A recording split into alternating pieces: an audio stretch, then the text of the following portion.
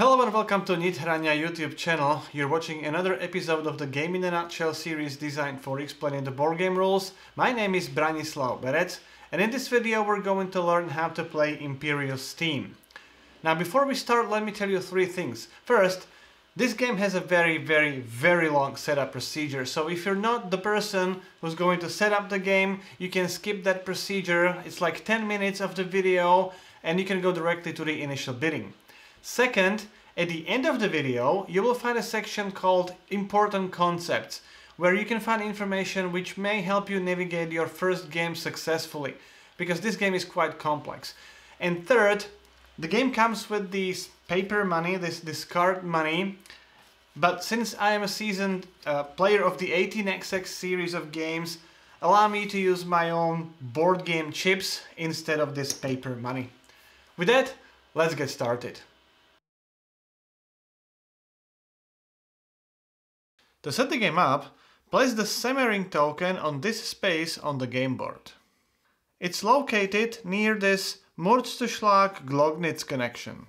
Find the 23 city tiles for your player count and return the city tiles for other player counts back to the box.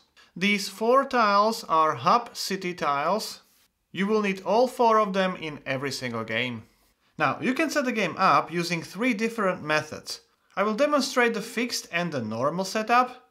You can find the random setup at the end of the rulebook. To use the fixed setup, simply place the tile on the space with the matching number on the game board. When you're done, flip all the tiles face up and then look at the back side of these hub city tiles, and the number next to your player count symbol indicates where you have to place that hub city tile.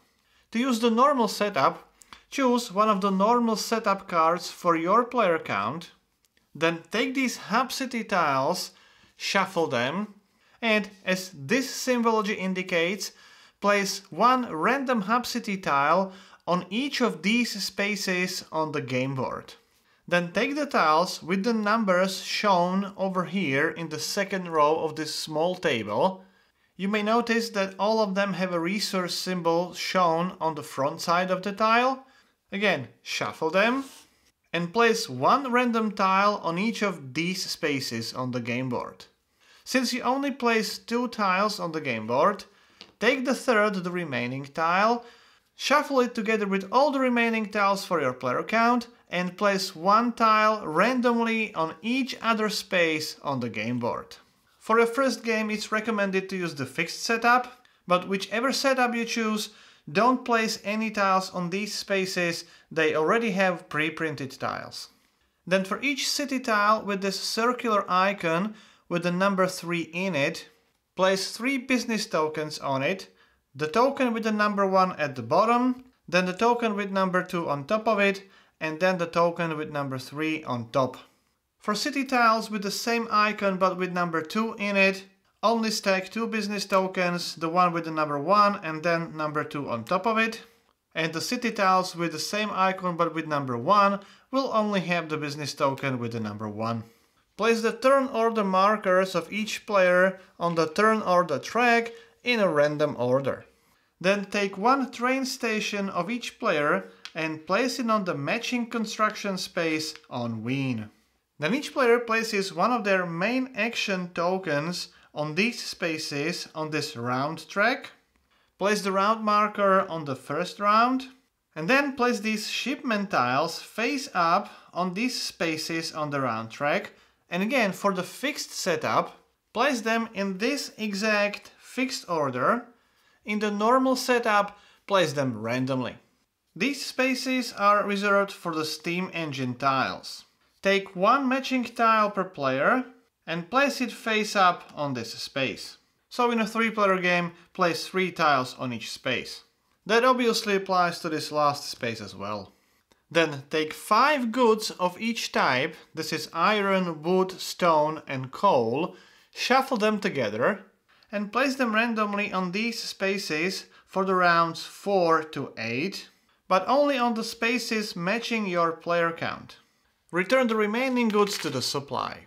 Now, in this turn order, each player will place their influence marker in the same order below this 0 space on the influence track. Now for the fixed setup, place these 4 Hub City influenced markers on these spaces on this influence track. Now, following these instructions on the page 7 of the rulebook, place these 3 state railway crowns on these connections on the game board. So in our 3-player game, the first crown goes to this Murau-Feldkirchen connection. That's this connection. So place the state railway crown next to that connection and follow the same process for the remaining 2 crowns. For the normal setup, stack the Hub City influence markers in a random order on the 0 space on the influence track. Shuffle this deck of 35 state railway cards and then draw the top card of the deck, look at the number in the bottom right corner and advance this stack of Hub City influenced marker that many spaces to the right. Drop the bottom marker on that space and continue with the same process. Draw another card from the state railway cards and advance the stack this number of spaces. So here it's 1 space and we would drop the bottom marker in that space. Then draw another card, move the stack this number of spaces forward, so that would be 3 spaces again. And now we only have 1 more marker remaining. Draw another card and advance the marker this number of spaces. So here it would be 1, 2, 3, 4 spaces. And this would be the final locations of all these Hub City influence markers. Then return these state railway cards back to the box. You can ignore this crown symbol and these connections. These are only used in the random setup, which is described at the end of the rulebook. For those crown tokens, you have to go back to the normal setup card you selected at the start of this setup process. Take the number of tokens indicated at the bottom of the card and place those tokens on the connections marked on that card. So here it's only 1 connection. Other setup cards may have 2 or even 3 tokens and 3 locations on the card. Then fill all the spaces of this shipment market with the matching goods. Place the factory board corresponding to your player count next to the game board. And fill all the spaces with the matching factories except for this leftmost space in each row. Then take the worker board, again the one for your player count, and place 1 worker hiring price marker on each of these designated spaces. Then place these growth tiles for each city, for each column. This is the distribution for the fixed setup. For the normal setup, you can distribute them randomly. Then take 1 tunnel engineer per player and 1 bridge engineer per player and distribute them randomly on these spaces, placing the indicated number of meeples on each space. You can return the remaining meeples back to the box. Place these 11 main action tiles face up next to the game board where everyone can easily see them and reach them. And finally, separate these contract cards by the number of these icons on their back. And since it's not so easy to see those icons, you can also sort them by looking at the number of those icons on their front side. Then shuffle each deck separately. And for each deck, lay out the number of cards equal to the number of players plus 1 to form a display of these contract cards. So in a 3-player game, each row will have 4 cards. You can return all the remaining contract cards back to the box, they will not be used in the game. Then each player chooses a color and takes the player board of that color. Place 2 of your workers in this training area in the experience level 1 area and have all the remaining workers nearby in your personal supply. Place these unbuilt train station tiles on these spaces on your player board and place the train station tokens on top of those tiles. Place this IS-3 steam engine tile in the leftmost space of the first row, followed by 3 train car tiles with the freight car side up. Place the black coal cube on the steam engine and 1 cube of each other type in any order on your freight cars. The order of those resources doesn't matter.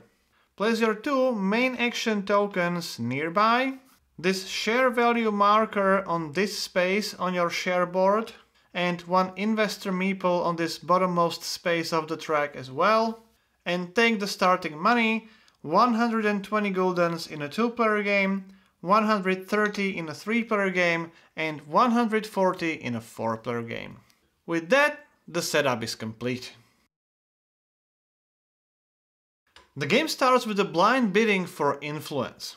Each player will take a secret amount of money in their hand, and when everyone's ready, all players reveal their bids simultaneously.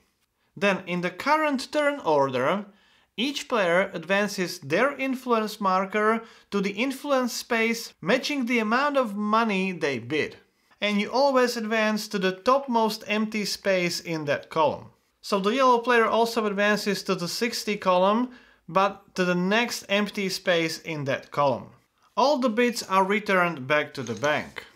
Now adjust the new turn order based on this influence. The player with the highest influence goes first, the player with the lowest influence goes last. If there are 2 or more players in the same column, the player higher in that column goes first. So here the new turn order is teal player, yellow and red. One important strategic tip: make sure that with your initial bid you match the influence at least of the second city on that influence track. It will be important for hiring the workers. I will explain that later in the video. The game is played over 8 rounds, and each round has 8 phases which are also shown on your player board. However, those first 6 phases are administration phases and they are completely skipped in the first round of the game. So the round 1 starts with the phase number 7, which is the main action phase. And then again, phase number 8 is just the endgame check. During that action phase, players will place their main action tokens on the main action tiles and perform the corresponding action. And once all players place all their action tokens on the action tiles, the action phase is over. And in the 8th phase, check for the end game. The game ends at the end of round 8 or at the end of the round in which any player completes a connection between Wien and Trieste. Then the player with the most money wins the game. To get a good understanding of how to make money in this game, check out the last chapter of this video called Important Concepts. During the action phase, players take turns in this turn order. On your turn, you take one of your main action hand tokens and place it on or above one of the main action tiles and perform the action on that tile. Then it's the next player's turn. You can place your main action token on a tile where other players have their tokens and there's no restriction or no penalty for that. However, if you place it on an action tile where you have already placed some action tokens in the previous turns, for each such token you have placed there in your previous turns, you have to lose 1 influence, which means you have to move your influence marker 1 column to the left.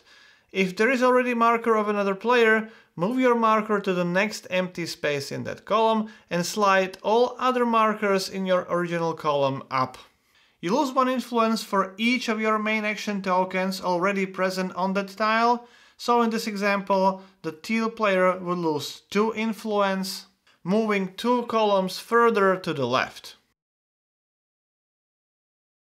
Now I'm going to explain all the actions in the game, and I will start with this higher action, even though the action has this number 2. When you take this action, you may hire any number of workers, but only from the one city. Then you may hire 1 bridge engineer and 1 tunnel engineer. All these effects are optional. Now let's start with hiring workers. First of all, you must choose 1 column from which you will hire all the workers during this one action. But you only have an access to the city whose city influence marker is at your level or below your current influence level. For each worker you hire, pay the price indicated by that worker price marker. So here it's 10 guldens. Take a worker, but move the price marker one space up. You can hire as many workers as you want or as you can afford. Remember, all those workers must be hired from one column, not only from one city, but only from one column of the chosen city. If the marker reaches the top space of the track, if you choose that column, for each worker from that column you have to pay 50 guldens and the marker stays in that space. All the money paid is returned back to the bank, and all the workers you hire are placed in this training area of this level 1 experience area. Then, when you hire an engineer or engineers, again you can only hire them from the city you have access to, but it doesn't have to be the same city from which you hire the workers. Each engineer has a fixed price of 30 guldens. That price doesn't change over the course of the game. And for the sake of explanation, let's say the teal player chooses this tunnel engineer from the bronze city again.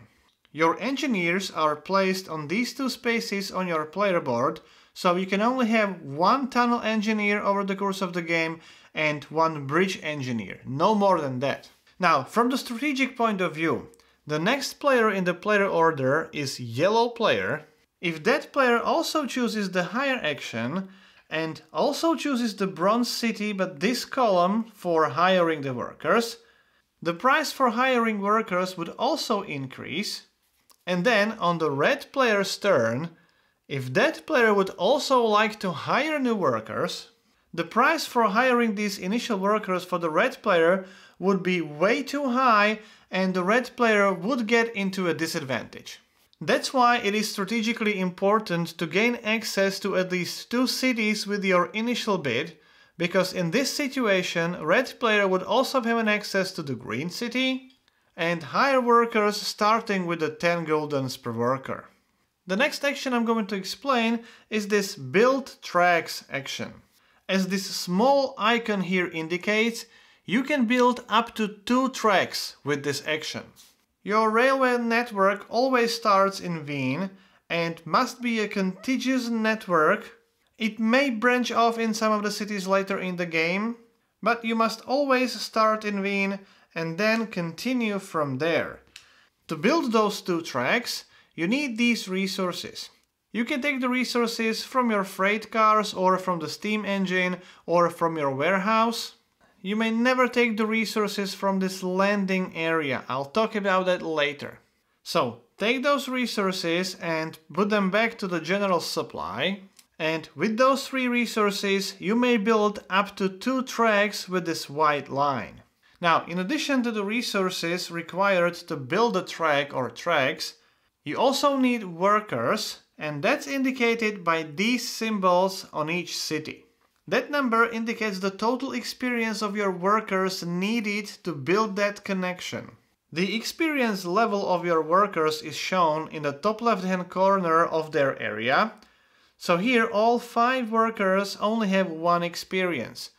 To build a track between Wien and the Wiener Neustadt, the teal player needs 3 experience. To show that the workers did their job, move them to this work area. And these workers may not be used this turn again to build another track. Since the teal player can still build the second track, that track can only be built over here, because there the total experience required is only 2. Teal player still has 2 workers available with experience 1, so by moving them to the working area, teal player can build this track. Each connection between 2 cities can only contain 1 of your tracks, and that track connects both of those cities. If you don't have the train station in a city, you can only have 2 connections to that city, which means a track can get in and get out. If you have the train station in a city, you may have your track on each connection line from that city. If you build your track on the connection which already contains tracks of other players, you have to pay 10 guldens to each player who already has a track on that connection. Connections with this gray line are bridges, connections with this orange line are tunnels. In order to build those special tracks, In addition to the basic resources you need for building a track or tracks, to build the bridge, you must have the bridge engineer on your player board, and for each bridge track, you have to pay 1 additional stone. The same applies for tunnels. You would have to have the tunnel engineer, and for each tunnel track you need to pay 1 additional iron. Note that you may never build a track to this state railway connection. You can only buy that connection, which is a free action, and I'm going to explain the free actions at the end of this chapter. And finally, every time you connect a new city into your network, if that city has any business opportunities, you may use them immediately. This symbol means that you can increase your influence by 1. In Bruck am den Mur you can increase your influence by 2, and in Feldkirchen you can increase your influence by 3. That's in addition to anything which would be printed on the tile here. If you connect a city with this icon, you can build a train station in that city, but not immediately, but anytime later in the game on any of your subsequent turns. And if you connect a city with this icon, it's also over here, you can build a factory in that city, again not immediately, but on your subsequent turns.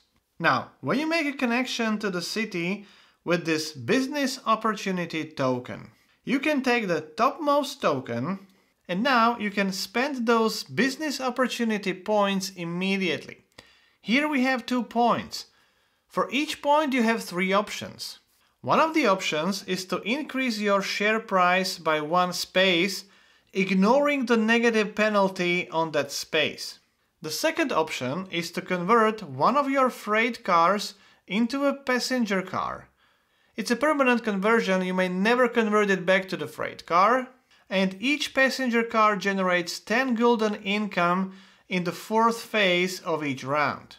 If that freight car you want to convert to a passenger car has any goods on it, it's either discarded, or if you have any other space available on your player board, you can move it to that empty space.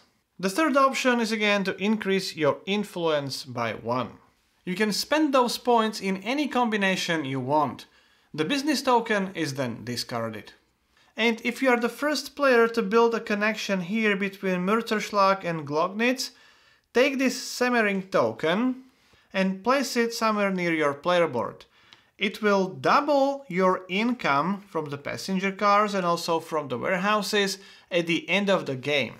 When you connect a city which depicts any goods icons, it could be this kind of a city or any hub city, you can deliver a good to that city, which is a free action, and I'm going to explain the free actions at the end of this chapter.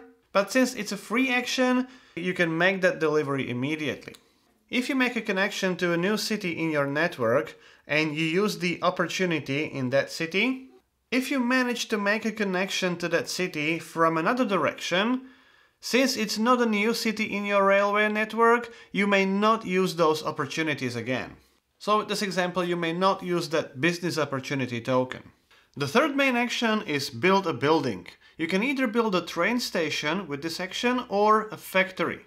You can only build a train station on an empty train station construction site in a city which is connected to your network.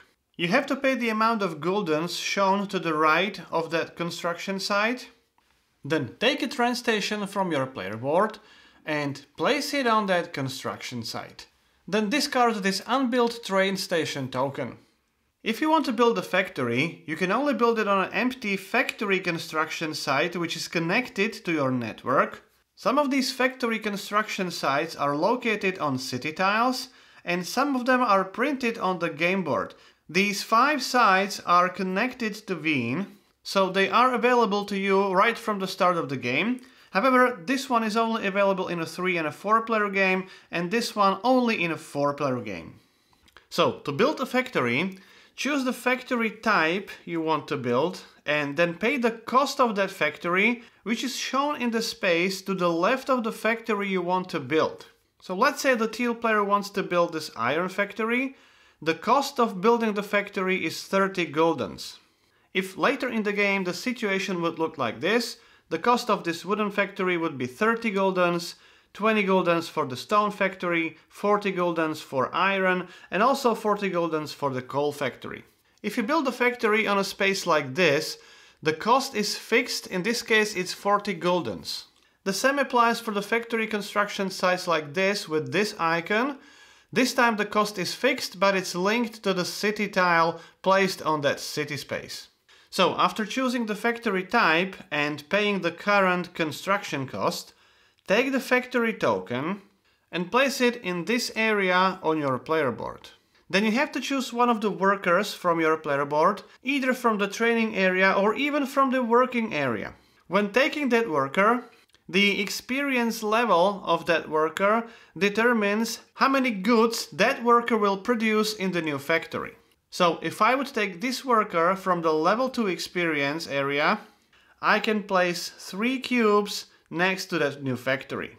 Place your worker on the chosen factory construction site and place those goods tokens next to that worker. You take these goods from the general supply. The worker is now permanently assigned to that space, it will never be removed, and these are the goods you can produce in this factory.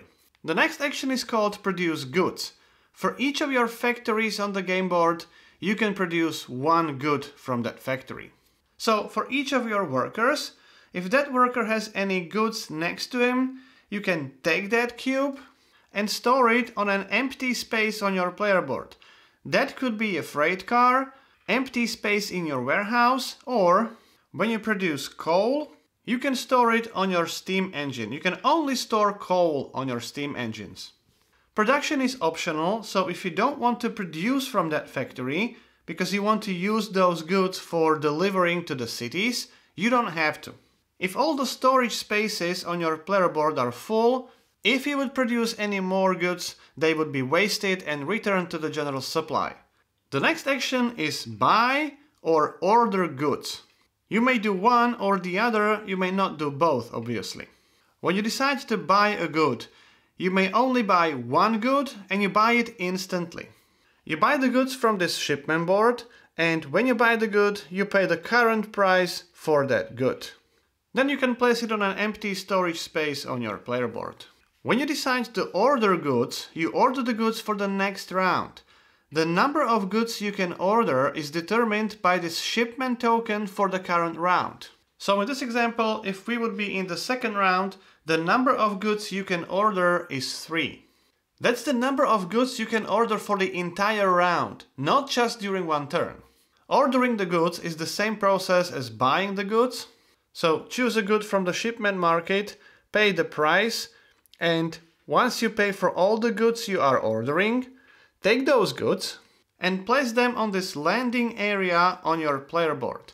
These goods are not available yet. You may never use them during the same round. They only become available in the third phase of the next round. And remember, you may never have more goods on this landing area than the number on the shipment token for the current round. The next action is buying or upgrading a train. When performing this action, players only have access to the trains which are to the left of the current round marker. So if we would be in the round 4, players would now have access to these trains as well. You can only buy a train if you have a train row available on your player board, which means you don't already have 3 trains. To buy a train, pay the price shown on the tile. So here you have 2 options. Let's say we want to have this train. You would have to pay 50 guldens now. Take the coal from the general supply and place it on this steam engine. And then take the number of train cars equal to the value of that steam engine. You take 1 train car per 10 guldens and place all of them to the right of the steam engine with the freight car side up. When you upgrade the train, you don't pay the full price, you only pay the difference. So in this case it would be only 20 guldens. Then replace the old steam engine with the new one. When upgrading, you don't get a coal. However, if the old steam engine would have a coal on it, you may transfer it to the new steam engine. Add the train cars to match the value of the new steam engine, and the replaced steam engine is permanently removed from the game. When you buy a new train and that train has this influence icon, or even when you upgrade the train and new train has the influence icon, immediately increase your influence by that number. With the next action, you can secure a contract. You can choose any contract available in the display, place it next to your player board, but don't replace those contracts. These are all the contracts available in the game. There are no more contracts added to the display. So when you secure a contract, place those reserve tokens on your freight cars, and those freight cars will be unavailable to you for the rest of the game. And if the freight car contains any goods tokens, you can rearrange them on your player board, or if you wouldn't have any space available, you must return them to the general supply. And in case you wouldn't have enough freight cars available for your reserve tokens, you may not take that contract. You may never place a reserve token on the passenger car. You can reserve any freight cars on your player board. They don't have to be consecutive, they don't even have to belong to the same train. Then take the investor meeples and place them on your share board, place them on the lowest empty spaces.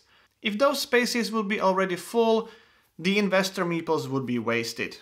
And if you have a matching factory on your player board already, you may place it on that contract, but you may rearrange these factories on the contract cards anytime during the game and also at the end of the game. The value of the contract is the amount of money you gain at the end of the game if you fulfill that contract and only if anyone builds a track to Trieste. With the next action, you can increase your influence. For each 10 guldens you spend, you increase your influence by 1. You can spend as many guldens as you wish. With this action, you may manipulate your share value. You can either increase it only 1 space and lose the influence, or you can reduce it as many spaces as you want without any penalty. So in this situation, if you increase your share value, you may only increase it by 1 space, but then you lose the amount of influence shown on that space. In this example, it would be 4 influence. On the other hand, if you decide to lower the share value, you may move down any number of spaces and you don't lose any influence. With the fundraise action, you may simply take 10 guldens. You may not take more than 10, you're only limited to just 10 guldens. And finally, with the pass action, you simply pass, you don't do anything. This may happen if you have nothing else to do or if you cannot afford anything else to do. However, if you take this action more than once, you lose the influence for the previous tokens. On your turn, in addition to your main action, you can take any number of free actions before, during, or after that main action. There are 3 types of free actions, and the first one is sell a share. Selling a share or shares is one of the ways how to gain money in the game. You can only sell shares if the investor meeples are at least at the same level as your share value.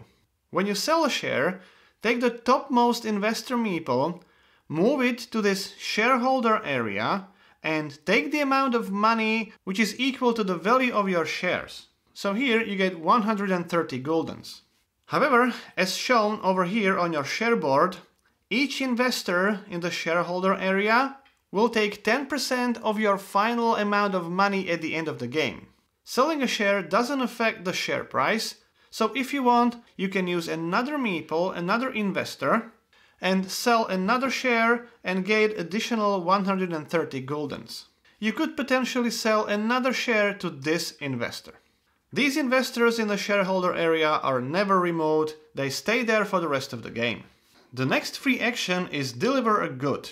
You may deliver goods to the hub cities and also to the cities which depict one of the resources. Again, you may only deliver to the hub cities and cities which are connected to your network. In addition, you must have a factory with the goods of the matching type that city requires. So to make the delivery, first you must spend a coal from your player board. Remember, you may never take resources from the landing area. Then take one of the goods from your own factory on the game board and place it on that city tile. Then take the payment from the rightmost empty space of that matching factory type. Here it would be 100 guldens. With that, the demand of that city is fulfilled and no one else can make any other delivery to that city. Unlike selling a share action, you may only perform 1 delivery per turn. So even though you would be able to deliver iron to the hub city, you may only do that on your subsequent turns. Now each hub city only demands one good of each type and 2 coal goods. However, each player can only deliver 1 coal to each hub city. When you do, you don't get any immediate financial payment for the coal delivery. Instead, you take a city key. Since this is a bronze city, if you are the first player to deliver coal to that city, you would take the large city key. If any other player delivers coal to the same city, that player would take the small silver key. The value of those city keys is determined by the position of the city influence marker on this influence track at the end of the game. The influence of the cities are increased whenever any player makes a delivery, and that movement is determined by these growth tiles on the worker board. Here, when any player makes the first delivery to the bronze city, increase the influence of the bronze city by 1. So for example, for delivering the coal to the bronze city, the influence is increased by 1. If any player delivers the second good to the bronze city, the influence would be increased by 2. So for the second delivery, the influence would be increased by 2, and so on and so forth. The third type of a free action is buying an access to this state railway connection. Remember, you may never build a track there, you can only buy that access, and obviously you can only do it when you are connected to that connection. And if you are the first player in the game who wants to buy that access, look at the cities connected by that connection and pay the higher train station cost from those 2 cities. In this case it would be 50 guldens. Then you can place your track next to that connection. If that state railway connection already contains tracks of other players, in order to place your track on that connection, pay the lower price from those 2 cities. However, that price is paid to each player who already has a track there. So in this example, the teal player would have to pay 30 guldens to red player and 30 guldens to the yellow player. After all players finish taking their turns in the action phase, proceed to the phase number 8, which is check for the end game. The game ends at the end of round 8 or at the end of the round in which any player connects Trieste to their network. The game ends at the end of the round, not immediately after creating that connection. So during that round, other players may also have a chance to connect Trieste to their network. As soon as you connect Trieste to your network, gain 10 guldens for each of your tracks on the game board. This effect applies to all players who connect Trieste to their network. So if the endgame has been triggered, proceed to final scoring, otherwise move the route marker to the next round and start the next round. All the administration phases are shown on your player board. During the first phase you take all your main action hand tokens back from the main action tiles, and in the round 2, 3 and 4 you also take the main hand action token from the player board and add it to your supply as well. Then in the second phase the shipment arrives at the market. This only happens in rounds 4 to 8. Take the goods in the current round space and add them to the topmost spaces of the respective columns in the market. In the third phase, take all the goods ordered from the previous round. You take them from this landing area and place them on empty spaces on your player board. If you wouldn't have any empty space and you wouldn't be able to store those resources, they would be returned to the general supply. Then in the next phase you collect income. That's the sum of all these 10 gulden icons on your player board. In this example, the player receives 10, 20, 30, 40, 50 guldens as the income. Then in the fifth phase you train your workers, but only those that are in this training area. First, move all the workers from the training area in the level 2 experience area, move them to the level 3, then move all the workers from level 1 to level 2, and then move all the workers from the working areas down to their respective training areas. Finally, in the phase number 6, determine the new turn order based on the position of the influence markers on the influence track. So here the yellow player will be the first player, then the teal player and then red. Adjust the markers on this turn order track and then you can proceed to the phase number 7, which is another action phase. After triggering the endgame, proceed to final scoring, and in the first step of the final scoring, you collect your income again. In this example, the teal player has 30 plus 40 plus 20, that's 90 guldens. If you would have this Semmering token, it doubles that income. So that would be another 90 guldens to the teal player. Then you can sell all the remaining goods from your player board for 10 guldens each. Here we have 6 goods, that's additional 60 guldens. Then cash out the city keys you have collected over the course of the game. For the large city key, gain the amount of guldens equal to the number which is directly below that city's influence marker. So here it's 60 guldens. For each small city key, take the amount of guldens equal to this small number adjacent to the influence marker of that city. So this small city key from the white city would be worth 60 guldens. Then in the step number 4, gain money based on the position of your influence marker compared to the position of the city influence markers. If only one city influence marker is on the same space or behind your influence marker, you take additional 10 guldens. If there are 2 cities with the equal or lower influence than your influence, you gain 30 additional guldens. If it's 3 cities with equal or lower influence than your influence, you gain 60 additional guldens. And if all the city influence markers have equal or lower value than your influence, you get 100 additional guldens. Then in the step number 5, evaluate all the contracts. However, that's only going to happen if any player connected Trieste to their network. If no player managed to make that connection, all the contracts are completely worthless. Skip this step and proceed to step number 6. You don't get any income, you don't lose any income from these contracts, they're completely ignored. So if Trieste is connected, all the contracts are evaluated. If you fulfill the contract, so you have the factory tokens on those spaces on the contract, you gain the value of that contract. So here it's 250 guldens. By the way, if you still have any factory tokens on your player board, you can move them to your contracts now. Here the teal player would gain additional 180 guldens. However, since this contract is not fulfilled, teal player loses that value, so loses 70 guldens.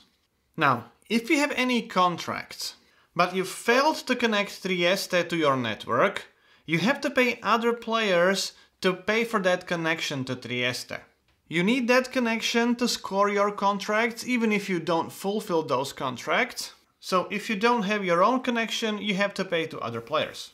So here's the situation for the red player. First thing you have to do is find the shortest connection from your network to Trieste using the tracks of other players. So in this example, the red player would choose this connection, and for each track you have to pay 20 guldens. Now, you pay the 20 guldens to the teal player here, and in case there are more players with a track built on the same connection, the money goes to the player higher on the influence track. If you would have more than one city with the same shortest connection to Trieste, starting in those cities, look at the tracks of other players on those first connections. Then choose a path which contains a track of a player with the highest influence. Here it's a purple player. If all those connections would be tied, continue to the second connections and compare the tracks of other players on these second connections. Since the yellow player in this example has higher influence, the tie would be broken in favor of this yellow track, and so the red player would pay for the connection to Trieste from this city following this path. This is a one-time payment for the connection to Trieste. Regardless of how many contracts you have, you still only pay for that connection once. But if you wouldn't have any contracts at all, you don't need a connection to Trieste and you don't pay that payment. And finally, in the step number 6, you have to pay dividends to your shareholders. Each shareholder meeple will take 10% of your total amount of money. Here, for easier demonstration, let's say your total amount of money is 500, so each investor meeple has to be paid 50 guldens as the dividend. There are 2 investors here, each of them will get 50 guldens, so your final amount of money will not be 500, but only 400 guldens. After that, the player with the most money wins the game. In this last chapter of the video, I want to cover some of the important concepts of the game which may not be obvious just from the rules explanation. First of all, how you get income, how you get money in the game. One of the ways is to convert freight cars into passenger cars. Passenger cars, together with the warehouse, give you permanent income at the start of each round. However, it takes a while to build up this income, but it's a permanent income. To convert these freight cars to passenger cars, you have to build tracks to the cities with these business tokens. Each point from that business token allows you to turn 1 freight car into a passenger car. Then don't forget that with 1 set of resources, you can build 2 tracks, not just 1. The second option is to sell your shares. This is a quick way, but only one-time sell. It's not a permanent solution. It again requires building tracks to the cities with these business tokens, business opportunity tokens, because for each point on that business opportunity token, you may increase the share price by 1. Then you need contracts to take these investor meeples, and then as a free action, you can sell the share for the current share price, and you can do it as many times as you want. Be careful though not to have too many investors here, because you may lose a lot of money at the end of the game. Another way how to gain money is to make deliveries to the cities or hub cities, but for that you need your own factories with available goods. Remember, when you perform the production action, you don't have to produce from the factory. You may keep the goods in that factory. And very important, you don't have to build the factories on the city tiles. Make sure you also build factories on these construction sites which are connected to Wien right at the start of the game. For the endgame scoring, try to fulfill as many contracts as possible if Trieste is going to be connected. Then you can also gain some money from the city keys, especially from the large city keys. And if you have enough passenger cars on your player board, if you go that strategy, go for that Semmering token, because that will double that income which you get at the end of the game. And finally, the workers. You start the game with 2 main action hand tokens. I would say that it's almost mandatory to use one of those tokens in the first round of the game to hire workers, because you will need a lot of workers, and if you can get them for 10, 20 or 30 guldens, that's a very good price. Once that price rises up to 40 or 50, they will be very expensive. So make sure you get as many workers as you can at the start of the game. So that's how you play Imperial Steam. If you have any questions or comments, I'll be happy to answer as many as I can. If you like the series, please subscribe. You can even support the channel on the Patreon page. My name is Branislav Berec. You've been watching Game in a Nutshell, and hope to see you next time. I would like to thank everyone who has ever supported the channel, and especially the current supporters listed on this page.